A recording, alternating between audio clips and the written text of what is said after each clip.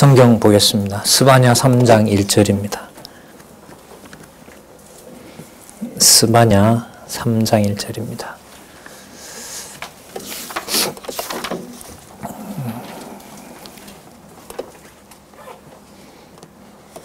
제가 읽겠습니다. 폐역하고 더러운 곳, 포악한 그 성읍이 화했을진저, 그가 명령을 듣지 아니하며 교훈을 받지 아니하며 여호와를 의뢰하지 아니하며 자기 하나님에게 가까이 나아가지 아니하였도다. 그 가운데 방백들은 부르짖는 사자요, 그 재판장들은 이튿날까지 남겨두는 것이 없는 저녁일이요, 그 선지자들은 위인이 경솔하고 간사한 자요, 그 제사장들은 성소를 더럽히고 율법을 범하였도다.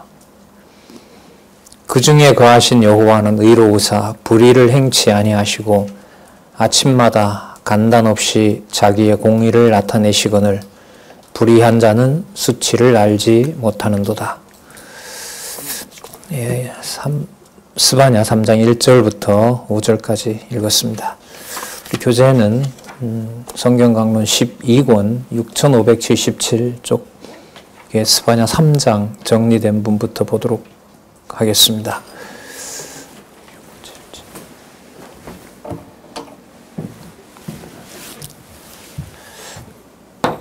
12권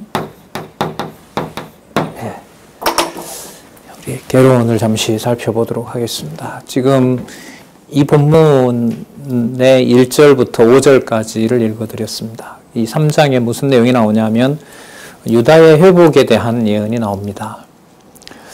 자, 여기서 이제 유다가 어떤 나라이냐, 이거는 이제 좀 설명을 해야 될 나라이죠. 이 남유다는 이 시간으로 보면 여기 보시면은요, 남왕조가 패망하기 전에 여기 이제 스바냐 선지자를 보내서 이제 유다가 회복된다는 말씀이 이제 3장에 나옵니다. 이 내용이 왜 나오냐 하면 2장에 대적을 보수하시겠다고 여호와 하나님께서 예언하는 내용이 나오기 때문에 그렇습니다. 그럼 이렇게 좀 연결을 해보면 유대 나라의 대적들을 여호와께서 보수하시면서 하셔서 유다를 회복하신다, 이렇게 되는 겁니다. 그럼 이 대적은 왜 여호와께서 준비해 놨느냐?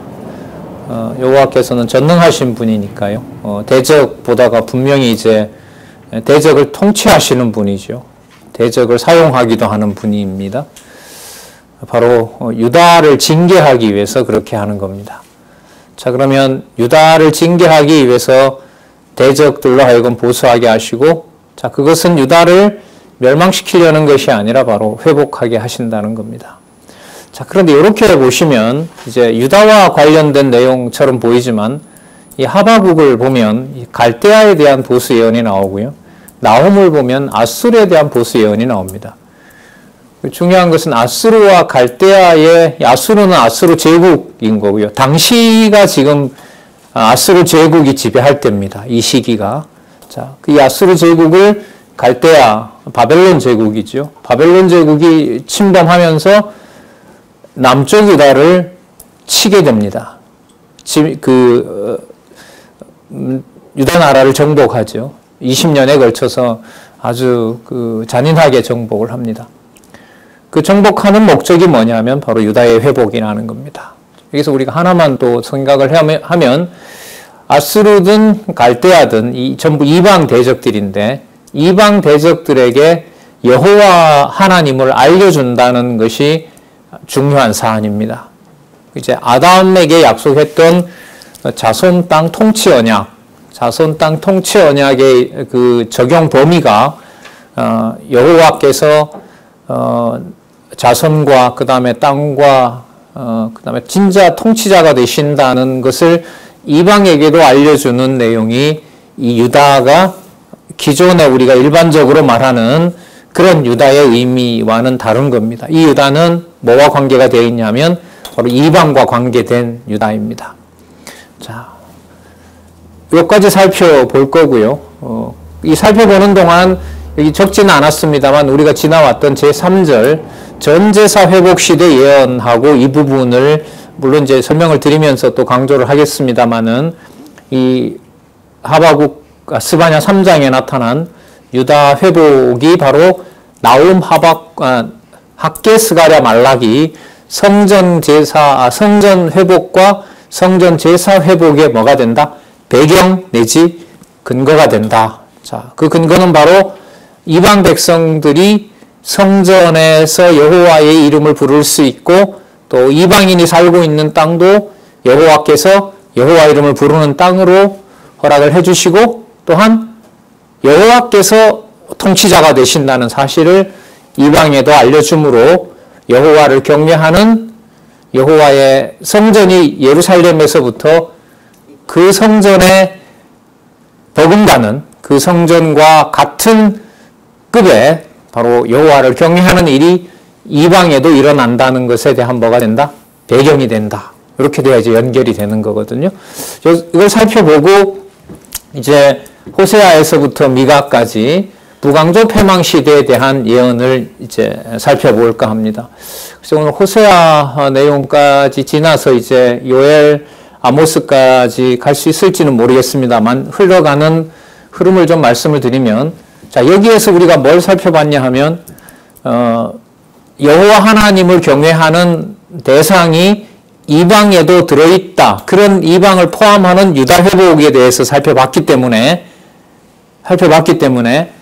북왕조에 대한 패망을 예언하고 북왕조가 패망한다 하더라도 이 내용으로 본다면은 북쪽 이스라엘도 뭐가 될 수가 있다?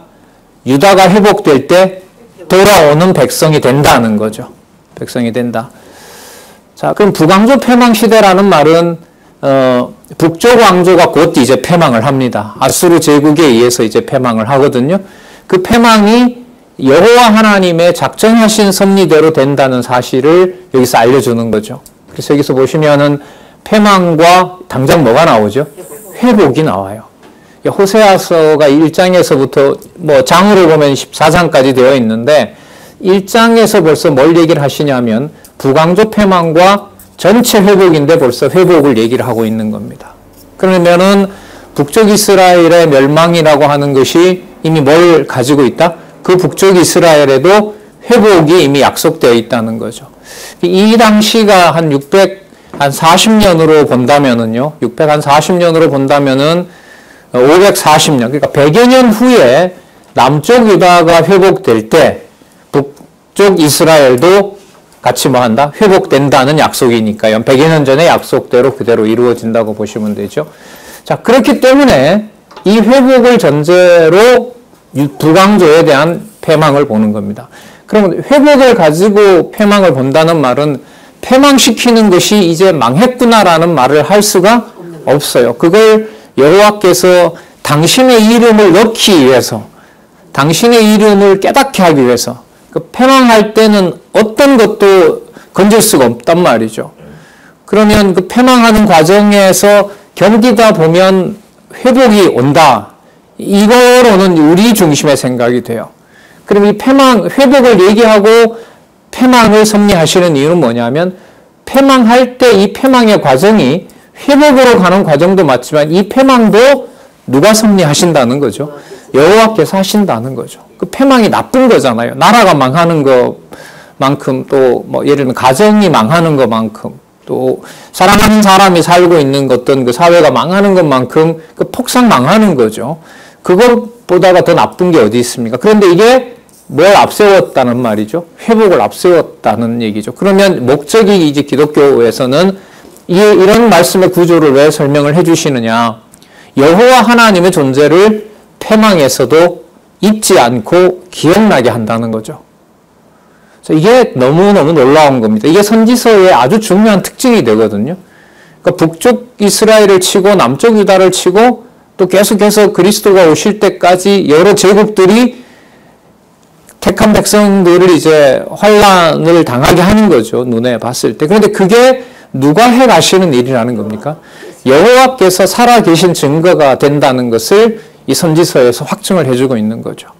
나중에 그리스도가 오셔서 그리스도가 이제 죽으시는 거, 십자가에 이제 죽으시는 그 모든 상황, 그리고 이제 부활하시는 것까지, 승천까지도 연관이 되지만 특히 죽으시는 그 과정이 패망과 연관해서 본다면은 여호와 하나님이 없는 것이 아니라 여호와 하나님이 살아 계신다는 증거가 되는 겁니다. 자, 그걸 우리가 여기서 이 선지서에서 충분히 그 내용을 가지고 이렇게 담아놓고 나중에 이제 그리스도의 사건을 살펴보게 되면 그리스도의 어떤 삼직이라든지 그가 하나님의 아들이지만 이 땅에 분명히 오셨고 그가 바로 하늘의 일을 하신다는 복음서 전체의 주제를 아주 중요한 바탕을 우리가 마련할 수 있습니다. 자, 뿐만 아니라 요엘과 아모스에 가면 남부 왕조가 모두 패망한다는 얘기를 해줍니다. 그러니까 북왕조는 아수르에 의해서 또 아수르를 쳤던 그 바벨론 제국에 의해서 남쪽 왕조도 다 패망한다는 겁니다. 근데 여러분 여기 보면 낱말이 한 낱말이죠. 무슨 왕조라 그래요? 남북 왕조라 그러죠.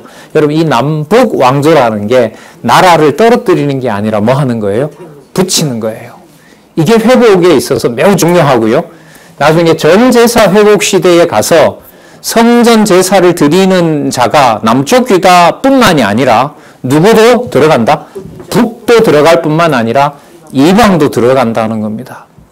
그리스도의 나라, 그리스도께서 말씀하시는 천국이 가까웠다고 말씀하실 때 그 나라의 근거는 반드시 선지서에 근거를 둬야 되고 선지서를 확인해야 된다.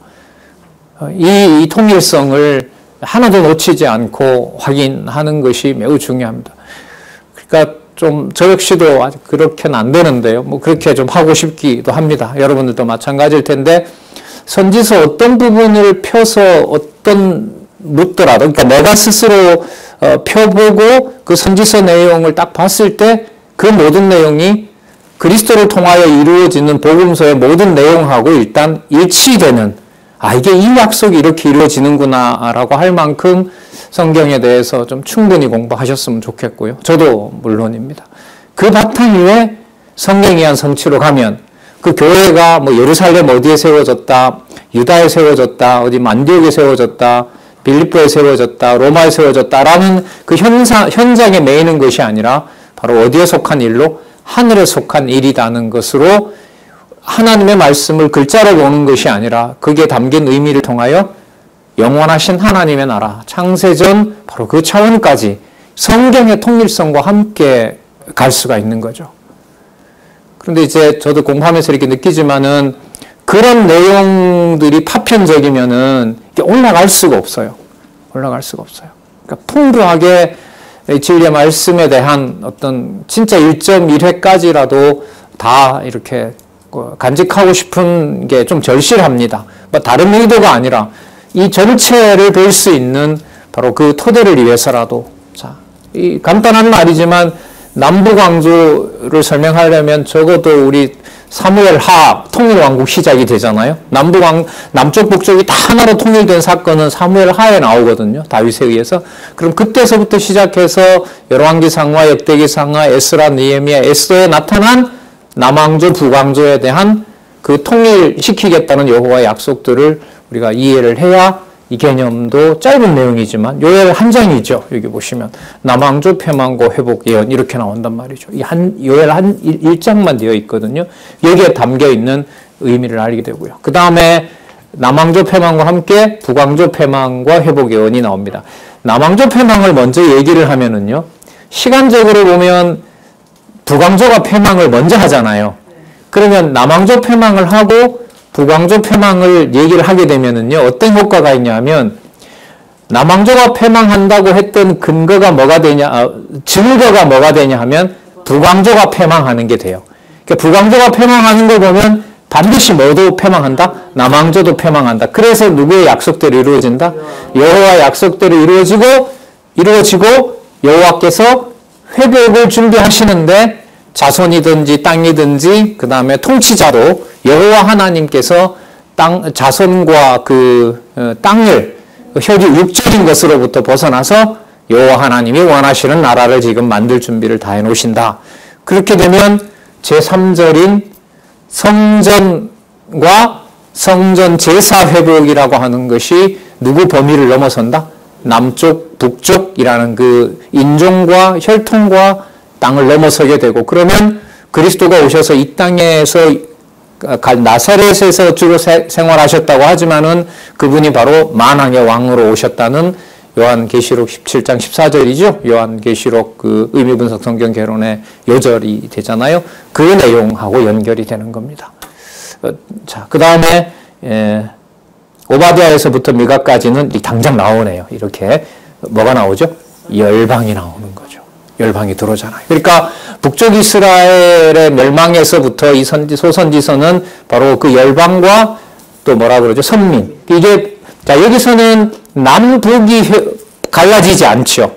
여기 오면 뭐가 또 갈라지지 않을까요? 열방과 선민. 이게 이제 붙게 되는 겁니다. 그러면 아담에게 했던 그 자손 언약이 이게 실체적으로 혈통을 넘어서서 모든 준비가 되어 있구나. 자, 그러면 이제 마태복음에서부터 요한계시록까지 가면서 그 예루살렘의 회복과 함께 이방의 회복이 어떻게 되는지, 거기 어떤 백성을 어떻게 모으시는 건지, 예수님이 어떤 말씀을 하시면서 자손 땅 통치 언약을 얘기하는 건지 이제 다 걸려들죠. 거기에 다 들어오게 되어 있는 거죠. 예. 그래서 성경 신학에서 자손 땅 통치 언약으로 성경 구조를 잡은 것은 그거는 진짜 없어요. 이제까지 없었고, 이런 구조 속에 다시 성지서에 와서 자손 땅 통치라고 하는 것을 구체적으로 이렇게 설명하는 이런 한 권의 성경의 통일성으로 하나님의 말씀 성경을 확정한 것은 없단 말이죠. 이게 어쩌다 이 땅에서 여러분들과 저에게 왔는지, 이것은 성경을 보면 볼수록 또 전체를 보면 볼수록 어마어마한 사건이 되는 거라고 생각이 듭니다. 자, 그러면 아까 말씀드린 대로 그런 흐름으로 가고요. 자, 요 내용을 이렇게요. 뒤로 가서 여호와의 성전과 여호와를 섬기는 제물의 근거가 된다. 이방인까지 그거 확인하시고요. 그런데 이 일을 하나님께서 언제부터? 북왕조 때부터 벌써 말씀을 하셨다. 남북왕조를 하나로 보고 있고 나아가서 열방과 선민도 하나가 되어 있다. 그러면 여러분 우리 높아심에서 패망은 나쁜 거고 회복은 좋은 걸까요? 아니죠. 그러면 다 좋은 거죠. 왜 다 좋은 거죠? 여호와를 알려주니까. 여호와를 알려주니까. 이게 여호와 계시예요. 여호와 계시예요. 패망해도 좋은 거죠. 누군만 알 수 있다면. 여호와를만 깨닫게 된다면 어떤 다른 것하고도 바꿀 수가 없는 거죠. 근데 그게 인간이 감당할 수 있을까요? 사람이 그걸 감당할 수 있다고 하면은 그리스도가 이 세상에 오실 필요는 없는 거죠. 보혜사 성령을 보내실 필요가 없습니다. 내가 본을 보였으니까 그 다음에 너희들이 날 따라와라 이러면 되죠. 그렇게 안 하시겠다는 거예요. 그게 선지서에 이제 무서운 하나님으로, 진노의 하나님으로 비치기 때문에 선지서는 이제 해석상의 성경 해석에서 그렇게 만만한 내용이 아닌 걸로 지금까지 되어 왔습니다. 그러나 여호와 계시에 맞추면은 설명이 되고 우리의 힘과 능력으로 우리가 여호와 하나님의 자녀나 또 여호와 하나님의 대한 찬양을 할 수 있는 것이 아니구나라는 것을 깨달으면서 여호와 하나님의 모든 우리 속성 아시죠? 전능성에서부터 자비성까지에 대한 그 감격이 생기는 거죠. 자, 그러면 3장 한번 보도록 할까요? 3장 가기 전에요. 2장 그 11절을 한번 좀 보도록 할게요. 2장 11절. 여호와가 그들에게 두렵게 되어서 세상의 모든 신을 세진케 하리니 이방의 모든 해변 사람들이 각각 처소에서 누구에게 경배하리라? 여호와께 경배하리라. 그러니까 이방인들이 각각 자기 처소에서 여호와를 경배하게 된다. 그러면 여러분 여호와의 이름을 구약에서는 예루살렘에 있는 여호와를 불러야 되는 거거든요. 자기가 자기 곳에서 부르더라도 여호와라는 신은 어디에 존재한다? 예루살렘에 존재한다라는 걸 떨칠 수가 없는 거죠. 그런데 예루살렘을 유대인들만 그곳에 살도록 이렇게 꽁꽁 닫아 놓으면 되겠어요? 안 되겠어요? 안 되죠. 그걸 뭐 해야 돼요? 개방해야 돼요. 그래서 그 유다의 회복, 그 다음에 이스라엘의 회복 이런 말이 나올 때 반드시 그 앞뒤에 뭐가 나오냐면 유다를 멸망시킨다는 말이 꼭 나와요. 그러니까 그게 그러니까 나쁜 게 아닌 거죠. 넓게 땅을 개간하는, 땅을 정복하게 하시는 여호와의 섭리 방법이라고 보시면 돼요. 자, 그걸 염두에 두시고요. 3장 1절에서부터 8절을 보면 조금 전에 5절까지 읽었었죠. 여기 이제 멸망시켜야 되겠다는 내용이 나오잖아요. 완전히 부패한 성읍이라는 내용이 1절에서부터 5절까지 쭉 나왔고요. 그 5절에 보시면 그 중에 거하신 여호와는, 그러니까 앞부분에 어떤 얘기가 나오면 4절을 한번 보면 선지자들의 위인이 경솔하고, 됨됨이가 경솔하고 간사한 거죠. 제사장들은 성소를 오히려 더럽히고 율법을 범하는 자인 거죠. 그러니까 이게 여러분 이제 패망의 분명한 증거가 되는 거거든요. 우리가 아까 패망을 어떤 식으로 얘기를 했었죠? 나쁜 것으로 얘기한 게 아니었죠. 여호와를 알게 하시는 여호와의 섭리 방법이다라고, 주권이라고 말씀을 드렸잖아요. 자, 5절 사이에다가 그러나를 넣어도 될 것 같아요. 하지만 그러나 그 중에 거하시는 여호와는, 그럼 그 중에 거한다는 건 뭐냐면 선지자들이 간사한 자가 되고 제사장들이 성소를 더럽히는 자인 그 중에 누가 있다는 거예요? 5절은 그 말이잖아요. 보세요. 5절에 그 중에 거하신 여호와는, 그 중에 어디냐 하면 4절에 선지자들이 간사한 자가 되어 있고, 그 다음에 제사장들이 성소를 더럽히는데, 그러면 여러분 보통 사람들이 봤을 때 그런 상황이 되면 여호와가 거기 계신다 그럴까요? 여호와가 계시지 않는다고 할까요? 계시지 않고 죄 가운데 던져놨다 이렇게 말할 거 아니에요. 그런데 이게 아니잖아요. 보세요. 5절에 그 중에 뭐 한다고요? 거하시는 분이에요. 그러니까 선지자들과 거짓 선지자와 제사장이 망친다고 여호와 이름이 뭐 되는 게 아니에요? 더럽혀지는 게 아니에요. 거룩하신 여호와라는 말이 누구 생각하고는 다르죠. 우리가 이렇게 뭘 구별하는 것하고는 차원을 완전히 달리하는 겁니다. 그러니까 이 이름을 어떤 상황이 나쁘고 내가 어떻게 보면 힘들다고 해서 그 이 이름을 소용이 없다라고 말하면은 이제 처참해지는 거죠. 그야말로.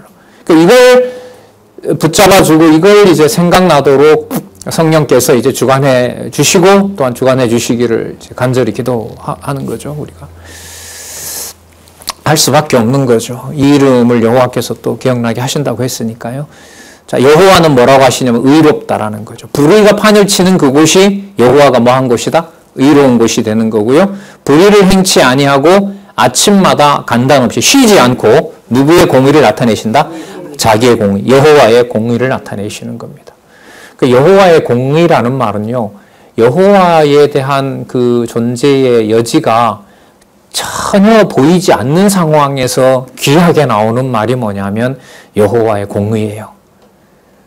그 세상에서 여러분 만약에 공정하다라고 했을 때는 모든 세상 백성들이 뭐 해야 돼요? 부당한 이익이 돌아오지 않고 공평하게 정치적 권리나 경제적인 이득이 공평하게 분배가 될 때 그걸 우리가 뭐라 부르냐면 공정한 사회라 그러거든요. 근데 지금 여기 보시면 여호와 하나님의 공의는 세상이 질서정연하게 잘 되는 것이 아니라 어떻게 돼요? 엉망진창이 되는 거예요. 그 엉망진창이 된 상황에 누구의 공의가 펼쳐진다는 거죠? 여호와의 공의가 펼쳐지는 거죠. 그러니까 한국 교회가 부패하고 타락했다라는 그 현장은 누구의 공의가 계시되는 거죠? 여호와의 공의가 계시되는 거죠. 좀 더 구체적으로 말씀드리면 여호와의 말씀을 손에 들고도 그 여호와의 말씀을 믿는 것이 아니라 그 여호와의 말씀을 배반하게 된다는 말이 바로 여호와께서 말씀으로 뭐 하는 겁니까? 심판하는 상황이 됩니다. 그걸 여호와의 공의라고 하는 겁니다. 무게가 좀 매우 이게 무게가 가는 개념이죠. 이게 여호와의 공의 이렇게 되면 상당히 무거운 개념이고 우리 생각으로 어떤 현상과 어떤 모임이나 어떤 그 교회의 형태를 함부로 말할 수가 없는 겁니다. 여호와의 공의 이렇게 얘기를 해버리면 자 계속 볼까요? 여호와의 공의를 자기의 공의를 나타내시거늘 불의한 자는 뭘 알지 못한다고요? 수치를 알지 못해요. 뻔뻔해도 저렇게 뻔뻔한가? 이게 바로 여호와께서 살아계신 증거입니다. 여호와의 공의인 거고요. 자, 6절에 보면 내가 열국을 끊어버렸으므로 그 망대가 황무하였고 내가 그 거리를 비게 하여 지나는 자가 없게 하였으므로 그 모든 성읍이 황폐되며 사람이 없으며 거할 자가 없게 되었느니라. 벌써 이 과거형으로 쓰고 있죠. 여호와께서 이루셨다라는 그 상황을 벌써 이렇게 과거형으로 쓰고 있습니다. 자, 연결이 돼요. 그래서 7절에 보면 내가 이르기를 그렇다면 너는 오직 누구를 경외하고? 나를 경외하고. 그러니까 제사장과 선지자들이 전부 거짓됐는데 여기에 무슨 여지가 남아있어요. 여호와께서 다 버리고 다 끝장낸 거 아닙니까? 라고 질문할 거 아니에요. 자, 그러면 여호와가 답을 알려주고 왜 그런 상황이 일어난 줄 아느냐. 공의가 이 세상에서는 끝난 거 맞다. 하지만 그러므로 오직 누구를? 나를 경외하고 내가 말하는 교훈을 받으라는 거죠. 그러하면 이거 없습니다. 4번에. 자, 그래서 정도가 좋아요. 그래서 내가 형벌을 내리기로 정하였거니와 이게 공의가 드러났지만 너의 거처가 뭐 하지 않는다? 끊어지지 않는다는 겁니다. 그러면 예루살렘 성전이 불탔을 때, 성전이 불이 탔을 때 끊어졌다. 모든 게 끝났다라고 말을 하면 돼요? 안 돼요? 안 되는 거죠. 그래서 저 교회 끝났다. 한국 교회 끝났다. 이거는 성경에 나오는 계시와 관련된 여호와의 존재와 관련된 말은 아니라고 봐요. 예. 우리 집안 이제 끝났다. 우리 집은 이렇게 끝나는 거구나. 얼마든지 이런 표현을 할 수 있는 상황이 오잖아요. 그러니까 성경은 이제 그걸 그렇게 말하고 있지 않습니다. 하나님께서 살아계신 분명한 증거를 하나님의 방법대로 악을 악으로 심판하는 과정인 거고요. 그러나 끝낸다 그랬어요? 끝내지 않는다 그랬어요? 그러니까 안 끝낸다고. 그러니까 안 끝내지 않는다는 말은 여호와 하나님을 보존하겠다는 거죠. 이걸 여러분 그리스도께서 오셔서 내가 감당할 일이 아니라 이거는 내가 아버지로부터 내가 보낼 성령이 와서 나중에 요엘서에 가면 그게 나오죠. 여기 요엘에 가면 이렇게 여기 이렇게 몰아붙이고 북 왕조도 그렇게 좀 철저하게 멸망시키는데 세상에 어느 사람으로 그런 여호와의 의에 합할 수가 있느냐 질문이 당연히 생기죠. 그러면 요엘서에 가면 뭐가 나오냐면 남북 왕조에게 공히 말씀하시는 게 뭐냐면 내가 내 신을 네 영혼에 불어넣겠다고 합니다. 여기에 가면 남북 왕조뿐만 아니라 이제 이방에게도 그 얘기를 하는 거죠. 사실 이 예레미야에서 벌써 약속이 된 바인데요. 여기에서는 이걸 더 분명하게 확대를 하죠. 이방에게도 그렇게 하신다고. 자, 그럼 그때 가서 또 확인하겠습니다. 8절에 보면 나 여호와가 말하노라. 그러므로 내가 일어나 벌할 날까지는 너희는 나를 기다리라. 이거 무서운 얘기죠. 그죠? 내가 일어나 벌할 날까지. 그러니까 벌할 날이 아직 다가오지 않고 하지만 벌할 날이 뭐 한 거죠? 정해져 있는 거죠. 그런데 그 벌할 날이 거처를 끊어버리는 거예요? 아니면은 끊어버리지 않는 거죠? 않는 거죠. 끊어버리지 않음으로 그런 의미에서 나를 기다리라는 거죠. 내가 뜻을 정하고 나의 분한과 모든 진노를 쏟으려 이땐 열방에 쏟는 거죠. 대적자들을 쏟으려고 나라들을 소집하여 열국을 모으리라. 그러니까 대적들이 이제 막 몰려와요. 자, 이게 참, 이것도 매우 흥미로운 내용인데, 아수르가 와서 제국으로 발전해서 아수르가 세계를 정복하고, 그 세계를 정복했을 때 북쪽 이스라엘이 멸망하고, 그보다 더 무서운 바벨론 제국이 와서 제국을 세우고 남쪽 유다를 짓밟고, 그리고 남쪽 유다를 멸망시킬 뿐만 아니라 여호와의 이름이 다 있는 성전까지 전부 불태웠다는 말이죠. 자, 그것을 지금 이 스바냐서 지금 읽었던 본문은 어떻게 설명을 하고 있는 거냐 하면 그게 무슨 과정이냐면 내 어떤 분노와 진노를 쏟기 위해서 내가 데리고 온 세력들이고 그들을 다시 다른 세력을 들여다가 심판한 다음에 거처를 심판은 하지만 그 밟혔던 예루살렘이 끊어진다 안 끊어진다? 끊어지지 않고 때가 됐을 때 자 우리 지난번에 나왔죠? 하박국 2장 3절에 더딜지라도 기억나세요? 예, 비록 더딜지라도 기다리라고 얘기를 하잖아요. 이게 다 연결이 되는 거죠. 더딜지라도 기다리게 되면 그게 여호와의 회복으로 향하는 길이 된다. 이렇게 되는 겁니다. 이런 경우로 보면 이 지상에서 상황으로 보면 절대적인 절망인데요. 아무런 것도 잡을 수 없는 절망인데 성경에 약속한 바로 보면 그게 바로 누구의 존재를 확인해주는 출발이 되는 거죠. 여호와의 이름을 깨닫게 되는, 그게 이제 회복의 증거가 되는 겁니다. 이런 구도와 이런 상황은 세상은 만들어낼 수 없죠. 함부로 말할 수도 없고, 우리가 흔히 하는 말로 네가 내 경우 더 봐라 그런 말 할 수 있냐 이런 말 많이 하잖아요. 그 말이 어떻게 보면 세상에는 일리가 있는 거죠. 하지만 이 말씀과 연관시켜 보면 그렇게 말하는 순간이 누가 살아계신 증거를 깨닫게 하는 기회가 돼요. 여호와 하나님께서. 그러나 여러분, 고통과 환난 속에 넣는다고 자동 여호와에게로 돌아오는 것은 아닙니다. 절대로 아니에요. 절대로 아니에요. 그래서 고생하면은, 겪으면 여호와에게로 자동 이렇게 돌아올 수 있다. 이거는 성경적이질 않습니다. 진짜 더 누가 필요한 거죠. 에너지가 빠져나가면 빠져갈수록 그냥 몸의 구조가 전능하신 여호와께 그냥 탁 의지하면 얼마나 좋아요. 그죠? 근데 이게 빠져나가면 빠져갈수록 자기 욕심이 사라져버리는 거니까 거기에 여호와라는 신에 대한 반발은 어때요? 더 커져버려요. 그 힘을 빼놓으면 의지해야 되는 거잖아요. 그런데 힘을 빼놓으면 더 악해진다는 거죠. 이걸 이제 사단이 쓰는 거죠. 그래 봐라, 믿어봤자 뭔 소용이 있느냐. 이런 걸로 그냥 이 뇌를 전곡을 찌르는 겁니다. 거기에 여러분 여호와 하나님의 말씀이 공급되지 않으면은 죽는 거죠. 그래서 16명이라는, 물론 중간에 이제 본문에 보면 여러 선지자도 또 나오지만 패망 시대에 이렇게 선지자를 많이 보내는 것이 진짜로 여호와의 뭐구나, 자비성이구나. 한 사람만 달랑 보내고 견뎌 이거 하고요. 여기도 한번 보세요. 북왕조 패망 시대에 6명 보내잖아요. 남왕조 패망 시대에 보내잖아요. 대선지자 시대는 남왕조 다 해당되잖아요. 남왕조 패망 시대 때 보면 예레미야, 에스겔, 다니엘 전부 또 남왕조와 관련되잖아요. 그리고 성전제사 돌아와서 짓지 못할 때 또 학개, 스가랴, 말라키 또 보내잖아요. 그리고 그리스도가 오실 때까지 그 모든 예언을 다 보호해 주시잖아요. 예언하셔서. 그게 여러분 여호와 고생을 시키지 않는다는 게 아니잖아요.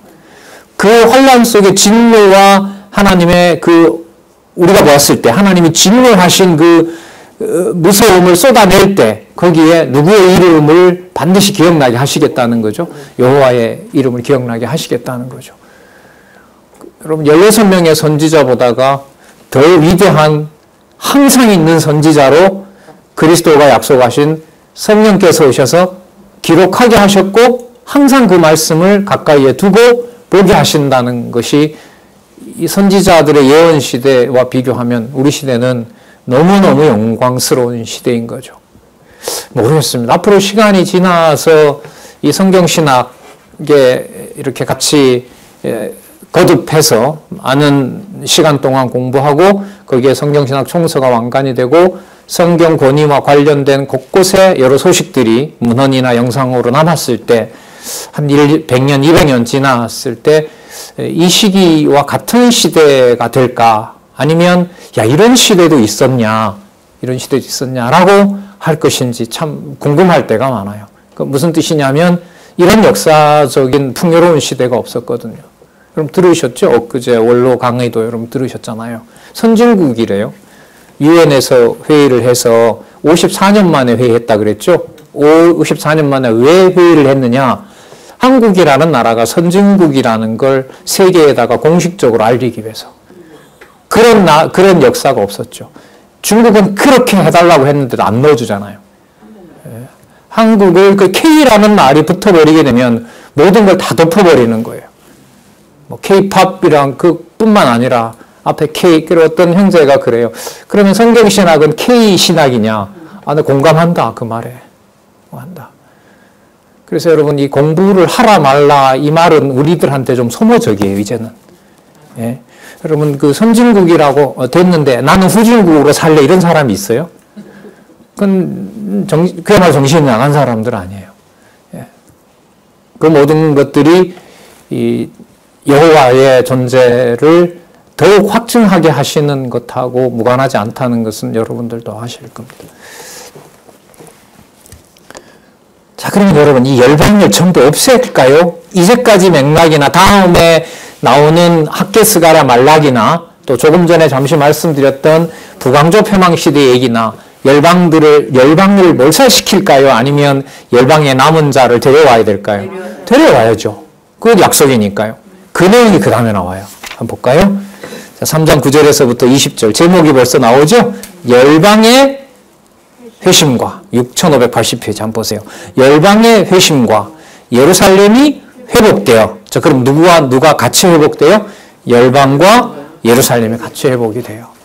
그러면 예루살렘에 정벌하러 오는 것이 아니라 정벌하러 오는 제국들에게 그 사이에 누가 있는 거죠? 예루살렘 성전을 보고 여호와의 이름을 보게 할 자가 있는 겁니다. 그러니까 환란이라는 것 자체는 없어요. 이런 면에서 보면 환란과 어떤 무서운 일이라고 하는 것은 여호와의 이름을 듣게 할 자를 듣게 하시는 하나님의 섭리임에는 틀림없는 거죠. 왜 이 시대에 이런 풍요가? 진짜 이러다가 뭐 종전선언이 되고 그 통일 얘기가 나오고 그냥 안정되게 종식이 되고 이렇게 되면은 저희들이 한 4만 불로 가고 있는데요. 5, 6만 불 이러다가 7, 8만 불 가는 거 아닌가 싶어요. 진짜 이런 상황에 인간적인 얘기라기보다가 하나님께서 만약에 하신다고 하면 그렇죠. 솔로몬 시대 때 막 그 1000명의 여자를 보내는 거 아니에요. 인간적으로 보면. 왜? 솔로몬에게 붙지 않으면 그 지역엔 도저히 살 수 없으니까. 정치든 경제든 군사든 교육이든 그렇게 해서 솔로몬을 풍요롭게 하면서 이제 왕창 무너뜨렸잖아요. 예. 그래 됐을 때 복음이 공급이 되지 않으면 여러분 장안중앙교회 지금 재산 지금도 많은데 여기서 여러분 5배가 올랐다. 그거 어떻게 감당해요? 그래도 어떻게 보면 좀 소름 돋는 거죠. 다음 세대들에게 복음이 전해져야 되는 말이 기왕이면 인간적으로라도 그것도 누리고 말씀도 좀 지키고 그야말로 인간적인 생각이죠. 그러나 하나님이 그 방법을 어떻게 쓰실는지는 모르겠습니다. 예. 자, 3장 9절 볼까요? 그때에 내가 열방의 입술을 여기 나오네, 여기에. 그때에 내가 쳐들어왔던 자들을 다 쓸어버린다가 아니라 열방의 입술을 깨끗하게 한대요. 그 입술에다 담아준다는 거죠.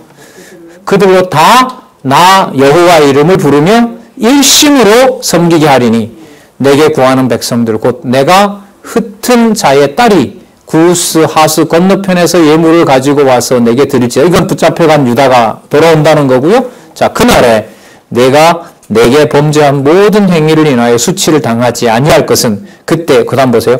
내가 너희 중에서 교만하여 자랑하는 자를 제하여 너로 나의 성산에서 다시 교만하지 않게 하실 것임이라. 않게 할 것임이라. 11절 우리 메모한 할까요? 학개스가랴 말라기의 조건이 맞아요? 아니에요? 맞죠? 자, 아까 그러니까 3장 9절과 3장 11절이 학개스가랴 말라기가 나와야 되는 아주 중요한 근거가 돼요. 왜? 이방인의 입술까지 깨끗하게 했으니까 이방이 자기 곳에서 자기가 사는 곳에서 여호와를 불러도 가능해요? 가능하지 않아요. 가능한 거죠. 가능한 거예요. 오는 자는 예루살렘에 와도 되고 먼 곳에 있는 자는 오지 않고 그곳에서도 여호와께서 입술을 떨게 해서 여호와를 찬양하게 하실 것이라는 사실을 여기서 알려줍니다. 그러면 학개스가랴 말라기의 성전 회복과 그 다음에 제사 회복에 대한 근거를 여호와께서 마련해 놓으신다. 그리고 메시아가 오실 준비를 완벽하게 해 놓으신다.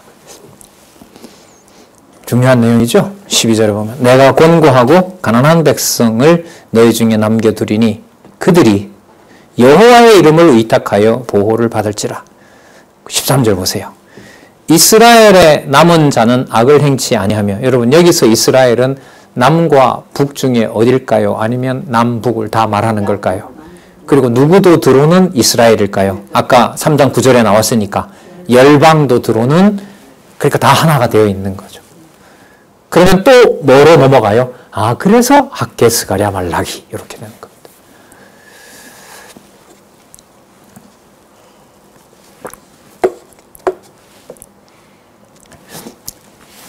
이 맥락에서 보면 예수님께서 수가성에 있는 사마리아 여인에게 신령과 진정으로 예배할 때니 곧 이때라는 말씀이 너무너무 놀라운 말씀인 줄 아시겠죠? 우리 지금 그거 배경을 보고 있거든요. 그 지금 예언을 보고 있잖아요.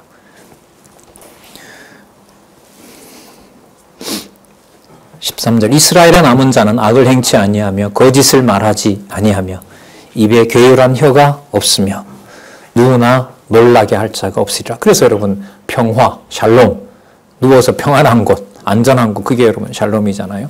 그 이름을 그 이름 되게. 자, 그래. 그러므로 이렇게 되겠네요. 14절. 시온에 따라 노래할지어다. 이스라엘아 기쁘게 부를지어다. 예루살렘에서만요? 아니요. 곳곳에서. 예루살렘에 따라 전심으로 기뻐하며 즐거워할지어다. 왜냐하면요. 여호와가 너의 형벌을 제하였고 너의 원수를 쫓아내었으며 그 다음 참 중요하죠. 이스라엘의 왕 누가요? 여호와가. 이스라엘의 왕 여호와가 너희 중에 있으니 내가 다시는 화를 당할까 두려워하지 아니할 것이라.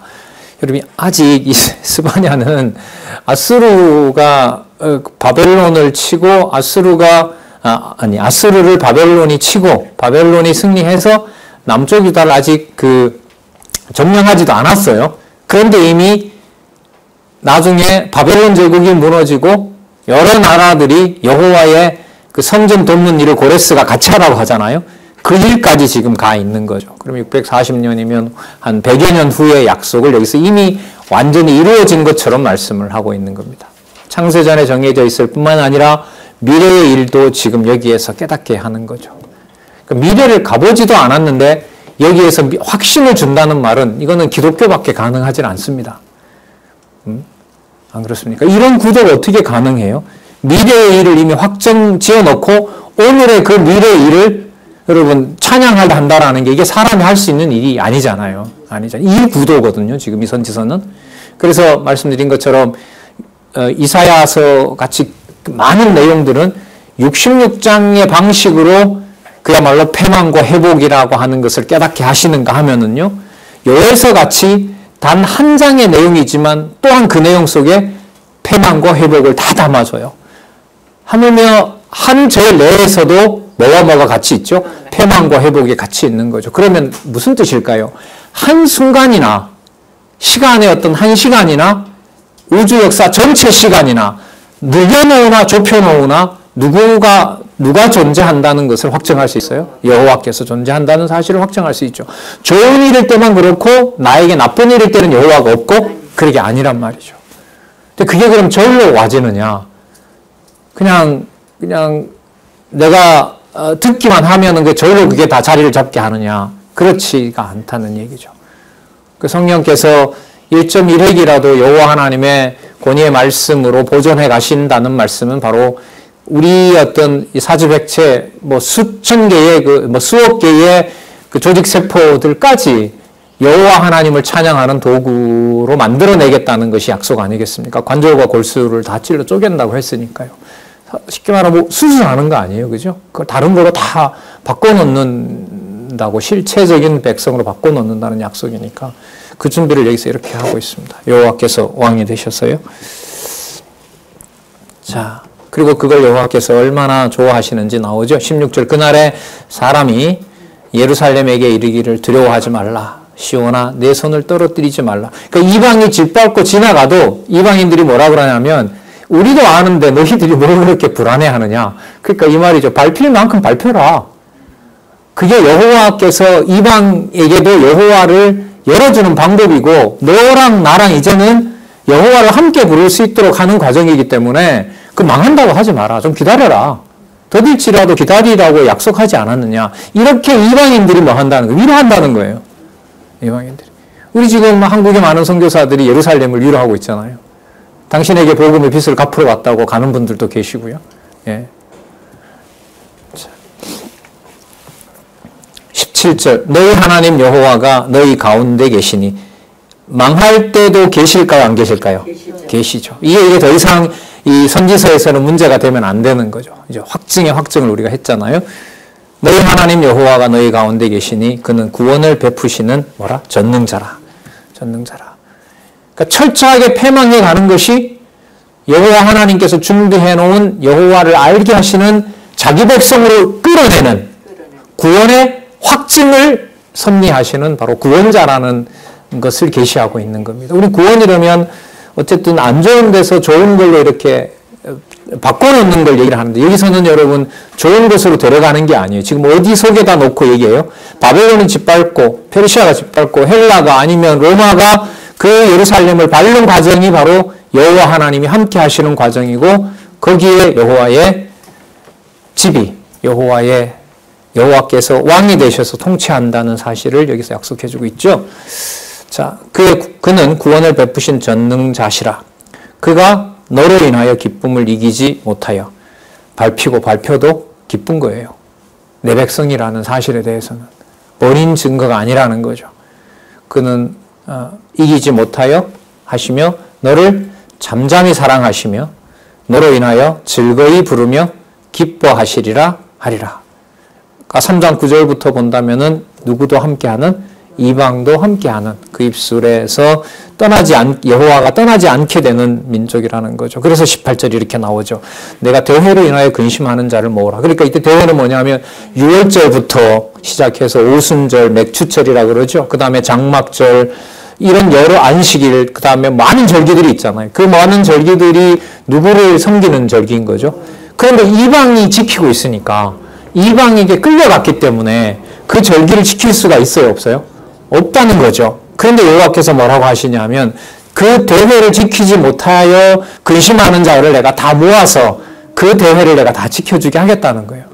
유월절도 지키게 하고 맥추절도 지키게 하고 장막절도 지키게 하고 모든 절기들을 내가 다 지키겠다는 거예요. 그러면 왜 그렇게 되시느냐? 아까 15절에 누가 왕이 된다고 하셨죠? 이스라엘의 왕이 여호와가 되시니까. 그리고 나머지 모든 나라들도 입술을 깨끗하게 해주신다고 했기 때문에.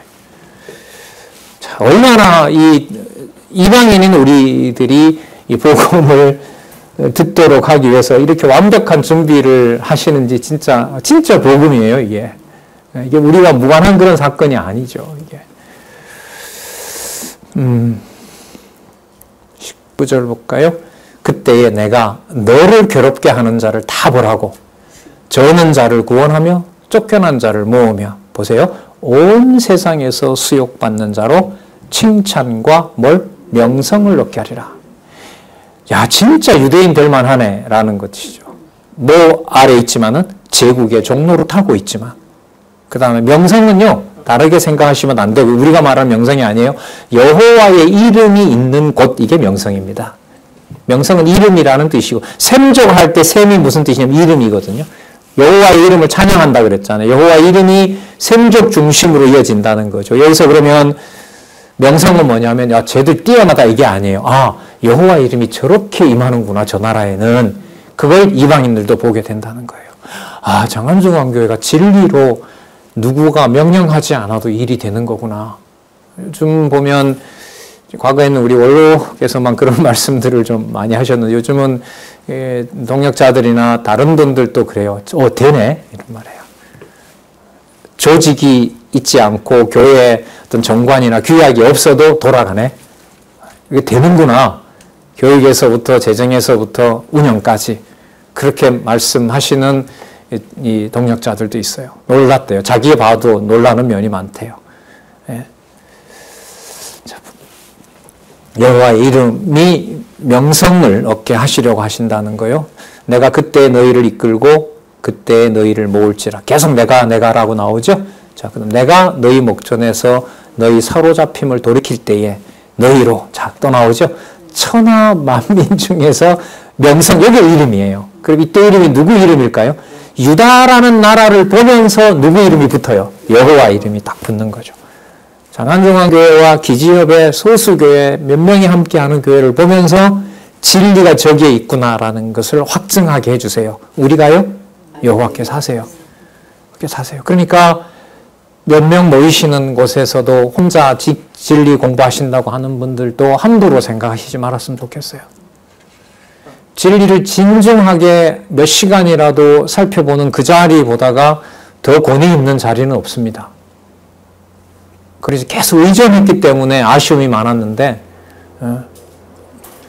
홀로 계셔서 만약에 그 성경을 몇 시간이라도 주중에 푹 빠져서 거기에서 말씀을 듣는 일들은 여호와의 명성으로 보면 어느 누구가 없어도 그리스도가 그러시잖아요. 너희들 다 날 버려도 된다. 왜? 두세 증인이 함께 한다고 했는데 나와 아버지가 함께 하는 게 증인이라는 거잖아요. 세상에서 말하는 증인이 아닌 거죠. 근데 혼자라 하더라도 보혜사 성령이 주관하면 누가 인정해요? 아버지께서 인정하는 교회가 되는 거예요. 자, 천하 만민 중에서 명성과 칭찬을 얻게 하리라. 나 여호와의 말이니라. 그러면 여러분 분명히 말씀하실 수가 있죠. 성전 회복과 제사 회복을 여호와께서 아담에게 약속했던 아브라함의 범위를 넘어서는 성전을 만들 것이고 그 제사를 이방인도 함께 하실 거구나. 맞죠? 지금 3장 9절에서부터 20절까지. 맞잖아요. 자, 그러면 이 내용의 흐름이 뭐의 근거가 돼요? 학개, 스가랴, 말라기의 배경이 되는 거예요. 어느 부분 하나 연관되지 않는 게 없어요. 이게 보면. 자, 선명하게도 그 20절에 뭐 중에서 명성과 칭찬을 얻게 된다? 천하 만민 중에서 그들과 함께 이방인의 입술과 더불어 이렇게 되는 겁니다. 자, 우리 잠시 쉬셨다가요. 11시에 돌아가야죠. 자, 호세아로 가서 오늘 이 살펴보시고 어디가 먼저 살펴본 거예요. 여기 보시고 호세아의 어떤 이방에 대한 회복과 더불어 천하 만민 중에 여호와의 명성과 칭찬이 드러나게 되는지 한번 유의해서 보자고요.